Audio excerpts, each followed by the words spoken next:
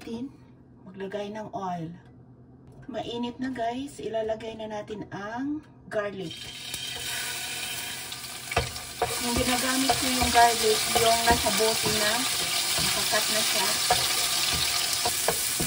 Ilagay ko na yung onions guys. Pa-browning lang tong onion. Isunod na natin ang kamatis.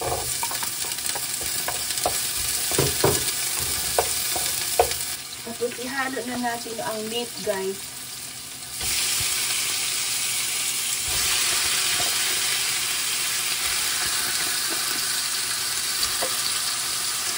Tapos i-mix lang natin.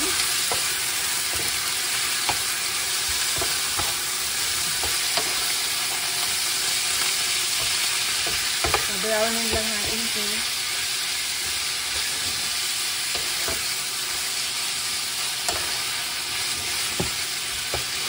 Lagyan natin ng tubig guys.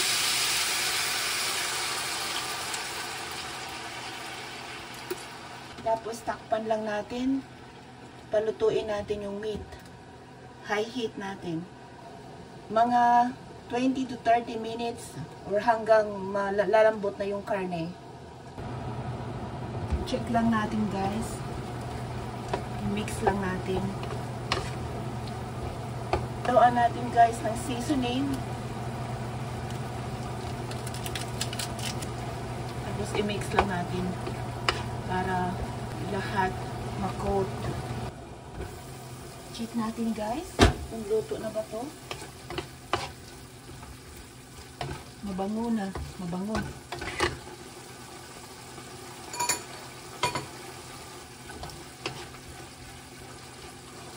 Kulang pa guys, mga 10 minutes pa. Kailangang lutuin mabuti ang karne para hindi delikado sa ating kalusugan. Meron akong ditong palaya, frozen, from the garden to harvest natin. At meron din tayong string beans from the garden din. Harvest din natin ito. Ito ang ihahalo natin maya-maya pagkaluto ng karne. They are rich in fiber.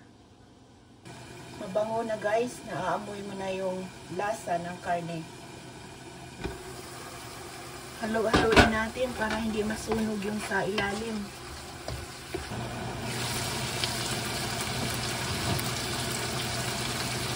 Natin guys.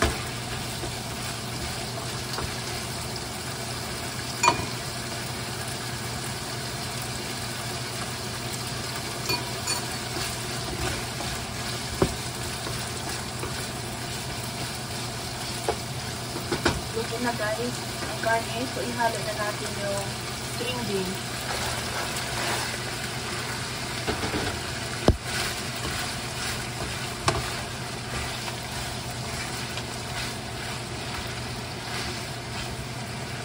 At ito ang palaya.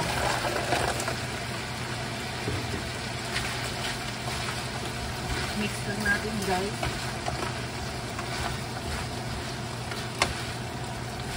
Nutritious. Madaming gulay. Balance. Balance meat. May protein, at may fiber, may nutrition. Takpan lang natin to guys. Malutuin natin yung vegetables. Mga 10 minutes. Or hanggang maluto. Check natin guys. Ang bango. Super bango guys.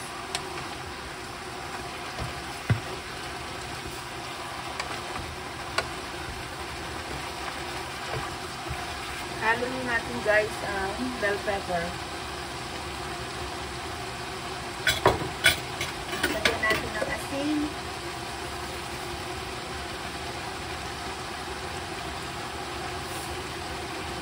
At garlic and pepper.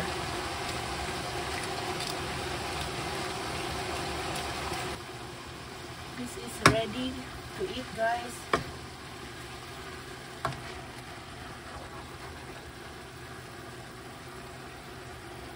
Yan.